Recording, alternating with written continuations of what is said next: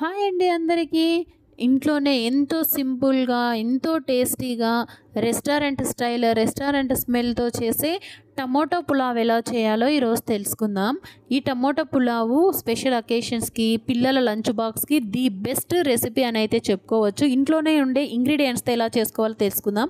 2 onions, చెక్క, లవంగం, యాలకులు, ఒక బిర్యానీ ఆకు, 3 టమోటాలను పేస్ట్ చేసి తీసుకుందాం. మనం ఏ బౌల్లో అయితే చేయాలనుకున్నామో ఆ బౌల్లో 2 table spoons of ghee, 1 table spoons of oil వేసి దాంట్లోనే మనం ముందు చెప్పుకున్నటువంటి మసాలాలన్నీ యాడ్ చేసుకోండి.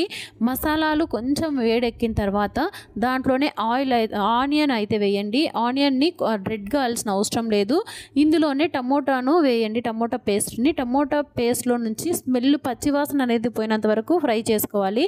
ఆయిల్ అనేది పైకి తేలిన తర్వాత ఇందులోనే మనం ముందే నానబెట్టుకున్న బియ్యాన్ని అయితే ఇందులోనే యాడ్ చేసి బాగా కలిపేయాలి.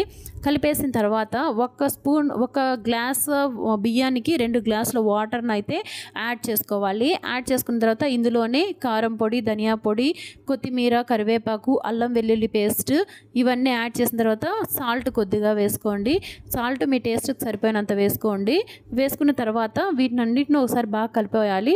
ఫస్ట్ స్టార్టింగ్లోనే టమోటా పేస్ట్లోనే ఇది వేయొద్దండి. పైన ఎసురు వేసిన తర్వాత అందులో అనేది వేయాలి. కుక్కర్లో చేసుకుంటున్నాం కాబట్టి 3 విజిల్స్ వచ్చిన తర్వాత చూస్తే ఎంతో టేస్టీ అండ్ వేడివేడిగా ఉండే రెస్టారెంట్ స్టైల్ టమోటో పులావ్ అయితే రెడీ అయిపోయింది. ఇది పిల్లల లంచ్ బాక్స్కి, మీ స్పెషల్ అకేషన్స్లోన ఏదైనా రైతాతో సర్వ్ చేసుకుంటే పర్ఫెక్ట్గా ఉంటుంది. పిల్లలు అయితే బాగా ఎంజాయ్ చేస్తారు. లంచ్ బాక్సులకు అయితే ది బెస్ట్ రెసిపీ. మీరు కూడా ట్రై చేయండి.